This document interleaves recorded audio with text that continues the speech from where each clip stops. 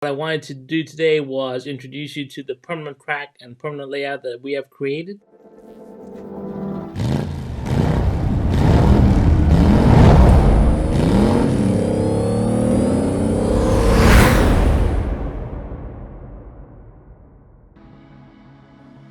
Hey guys, welcome back. Happy New Year. It's 2022. It's the first video. We're back. Unfortunately, I live in Toronto and we are under lockdown right now. So a lot of the club racing has been stopped. But what I wanted to do today was introduce you to the permanent track and permanent layout that we have created. This is in order for us to start benchmarking some of the cars that we have and getting to look at some of the analog cars as well, because we predominantly race Carrera Digital and we don't really get to showcase some of our analog collection. So what I wanted to do was introduce some of the analog cars as well. So what we have in store for this year is we are continuing our racing. We are doing the Tundra series, which is a stock race, and I'll introduce the cars to you at a later video. And on top of that, we are going to do a lot of unboxing videos. Plus, we have a surprise.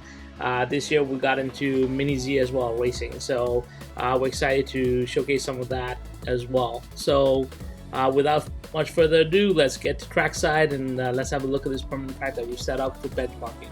There was a space here. This is a custom built table. It is 6 feet wide by 8 feet long. So it is 6 feet wide here by 8 feet long, and it does jut out a little bit, so I have a little bit of an overlap which goes around up to about 12 feet. So in total, the total footprint of this track is 6 feet wide by 12 feet long. One of the main focuses that I wanted to have was, obviously, though we do race digital majority of the time here, I did want to have the ability to run some analog cars on the track as well. And as you know, that is something that is a little bit of a challenge using the Carrera digital control unit. However, I did find a company called Tek Slots. So if you can notice here, this is a Tek Slot digital control unit, which has been modified. And it's been modified to run analog as well. So what I'm going to do now is I'm going to demonstrate how we would code for both digital and analog using this control unit.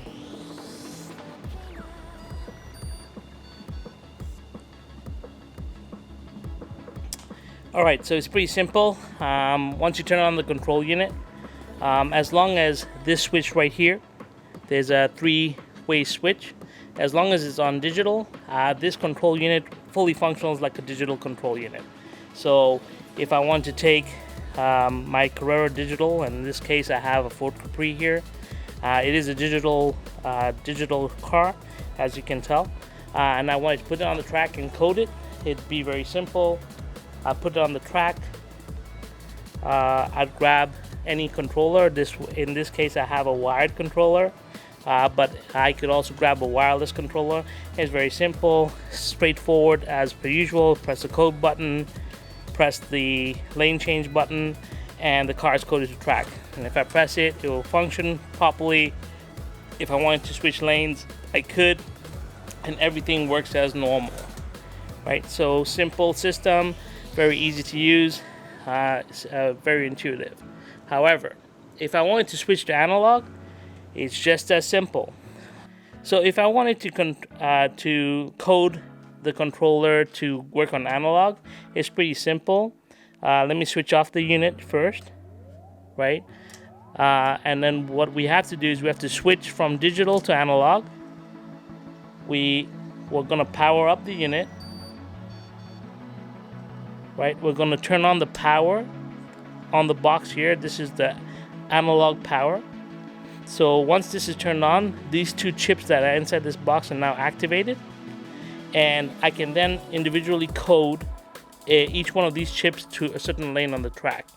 So how to do that is very simple. I press down on the lane I want to control. I press code on my digital control unit.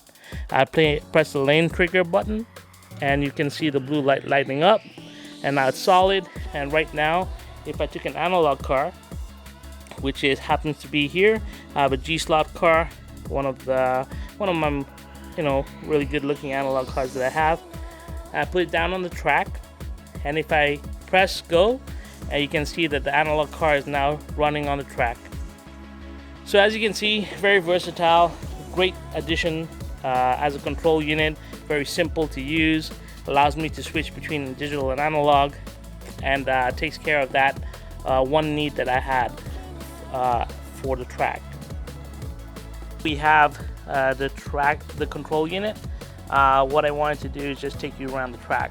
So the one thing that I didn't do when I got this control unit, and I should have done, was added a little bit of get a little bit extra work here done, and I would have been able to run all the digital lap counters and everything off on analog. So in the digital everything works. So lap counters work, everything works. But however, when I switch it to analog, first of all, the lane changes don't work, and the other thing is all my digital peripheries like lap counters and all that don't work. But that was easy to fix because I did have at my disposal, I did have one of the Carrera lap counters for analog because I had bought it for my Evolution series. So that takes care of that need. So I can easily get my times for my analog cars there. So let's move along down the track. So as we come down the start lane, you take a slight turn, and we're going into pit lane. So we have a little pit lane here. Once again, due to the length of the track, I can't really fit a big pit lane, but when we race, we have a double pit lane on our racetrack. But here we go into the front straight. It's a very short front straight. I believe it's only 3 straights long, and the pit lane is right next to it. And as we come in, we go into the Red Bull corner. So there's a beautiful Red Bull bridge, and we go into the 180 degree corner. We come out of the Red Bull corner in another simple small straight. This one does have a lane change in it, and it's the only lane change that I have on this track. I didn't want to overcomplicate things with the analog system, and we're not really racing, so I just wanted to have the ability to switch in and out tracks on digital so that I could get average lap times. And I would do the same for analog by running them on the inside lane and outside lane and averaging the times. And then we go into what I like to call the control tower corner. So this is a 180 degree turn that butts up against the control tower, the beautiful control tower from Carrera right there, into a simple little lane, single lane there, and then we go into the almost 270 degree Carrera corner.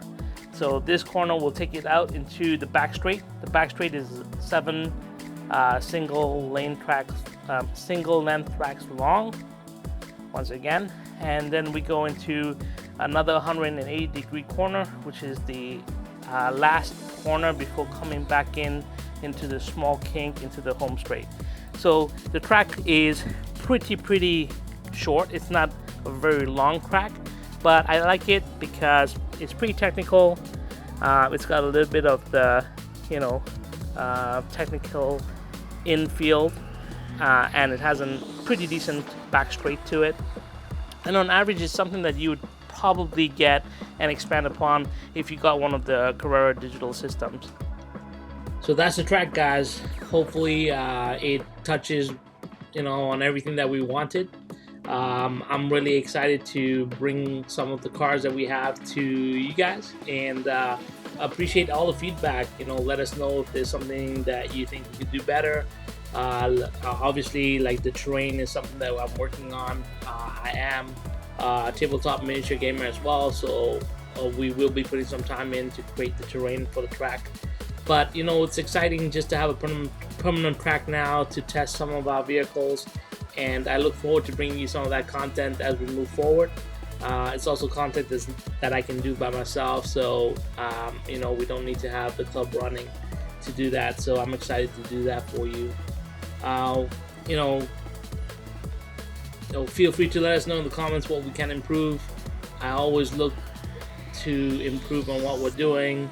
A lot of shout out goes to MP Slot Cars and that Slot Car guy. They're inspiration to some of the stuff that we do on this channel, and I want to shout out to them.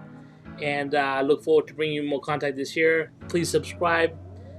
Please click that notification bell, and let us know how we're doing. Thanks a lot, guys, and see you in the next video.